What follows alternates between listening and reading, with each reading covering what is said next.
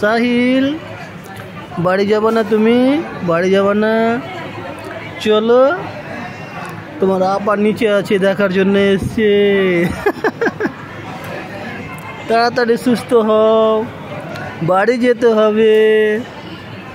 সাহিল অনেক বড় হবে, সাহিল অনেক বড় হবে।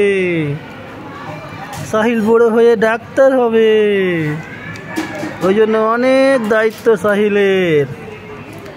দেখো